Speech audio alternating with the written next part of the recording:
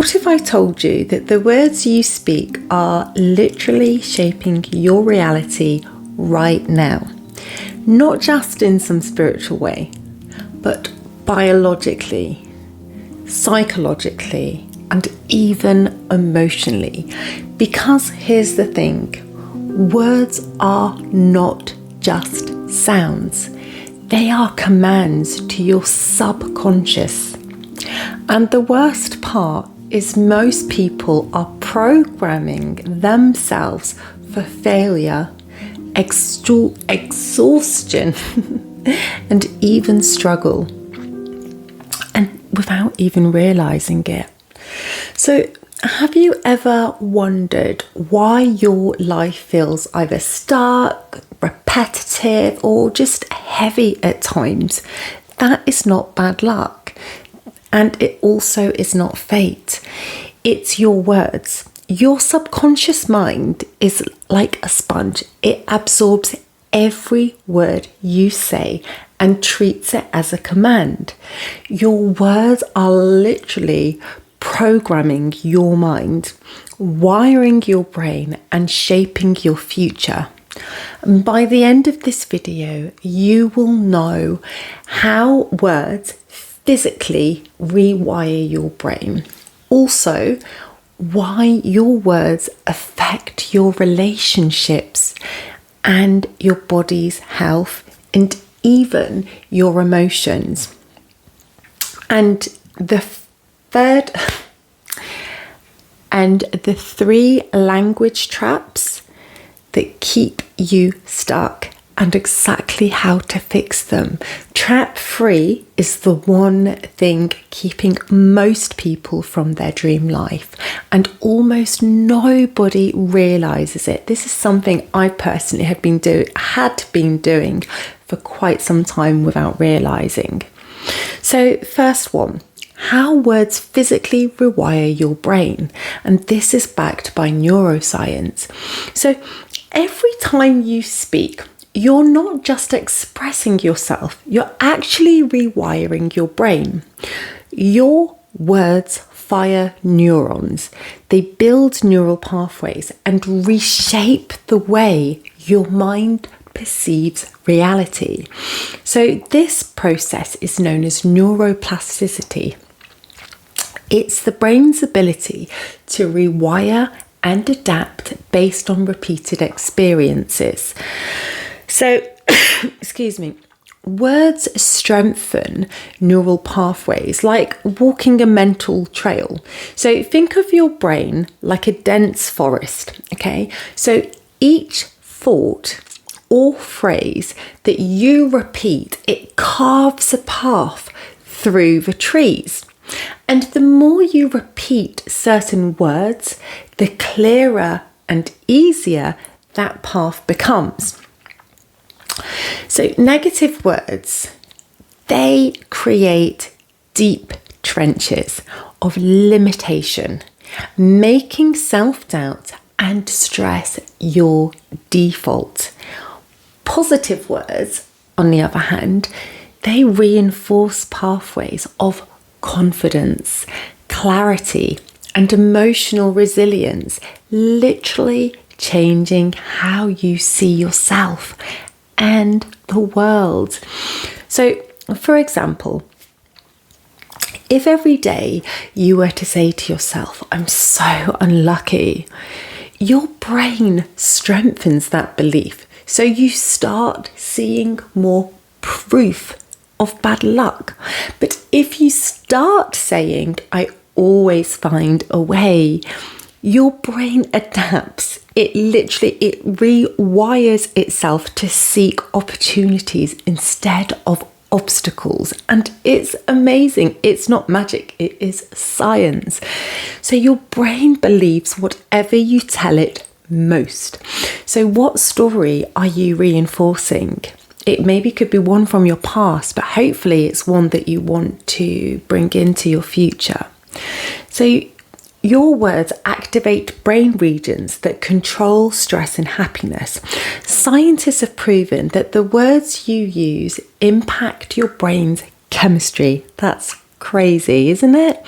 So research from Dr. Andrew Newberg, he's a neuroscientist at Thomas Jefferson University. He found that just hearing or speaking a single negative word can immediately activate the amygdala, the part of your brain responsible for fear and stress. One word. This triggers a rush of cortisol, the stress hormone, and it puts your body into fight or flight mode and makes it harder to focus, to think clearly, or even to feel at ease. But here is where it gets powerful. Positive words like love, gratitude, and joy, they actually stimulate the frontal lobe, the part of the brain responsible for logic, decision making, and problem solving. So what this means is the words you choose literally affect how you think and feel moment to moment. So the next thing I'd like to talk about is your words. They're actually programming your relationships. So your words are the invisible force shaping your relationships, whether you realize it or not. So I got a question for you. Have you ever met someone who constantly complains? Their words create an energy field that repels like positivity and drains others. And on the flip side, what about people who use words of appreciation and encouragement? They naturally build stronger, deeper connections. Now, I don't know if anybody's heard of the reticular activating system, the RAS. It's basically the brain's filtering system. It tunes in to the words you use the most. So if, for example, you always say, I can't trust anyone, your brain will subconsciously look for proof that people are unreliable. If you say, I always attract amazing, kind people, your mind will literally focus on finding them. So words also set the tone for how others experience you. Have you ever noticed that the words you use to describe someone affect how you feel about them? So think about this. If you call your partner annoying, you'll notice more things that frustrate you. If you start calling them supportive, your brain will actually look for evidence to confirm that belief. So what you put your focus on actually expands, and your subconscious goes to work for you on affirming that. So you need to ask yourself, are your words deepening love or are they destroying it? So next, just want to talk about how the words directly impact your physical health. So your language is not just affecting your thoughts, it's physically changing your body's chemistry. Words can literally heal or harm your body, which I know sounds crazy because it's just words, right? But it's not. So a study in the psychosomatic medicine found that people who spoke negatively about their health actually had a weaker immune responses and higher inflammation levels. And I've spoken about this guy a few times. I love his work. Dr. Masaru Emoto's water experiment. He found that words affect the molecular structure. So, I think I found a biscuit in my tooth. So with positive words, it actually formed the most intricate and beautiful crystals, while negative words created chaotic, disordered shapes. And your body is around 60% water. Now imagine every positive and negative word you say about yourself is literally changing your molecular structure too. So, sorry, it's really annoying. Probably for you too, sorry. So Harvard Medical School found that repeatedly verbalizing stress or negativity increases cortisol production, which over time weakens the immune system and increases blood pressure and even accelerates aging. Now there's a reason to stop, right? So your body is listening to your words. If you constantly say, I'm always sick, or I'm so tired, your nervous system will take that as a command. But when you start saying, I am healing, or my energy is returning, your brain begins rewiring for health. Now, who would have thought it could be so simple, just tweaking our words for our own health? So next I want to talk about words and emotions. You speak your feelings into existence. Have you ever noticed how saying, I'm stressed, makes you feel more stressed? Or how saying, I'm so overwhelmed, instantly makes the situation feel heavier? That's because your brain doesn't just process the language, it feels it.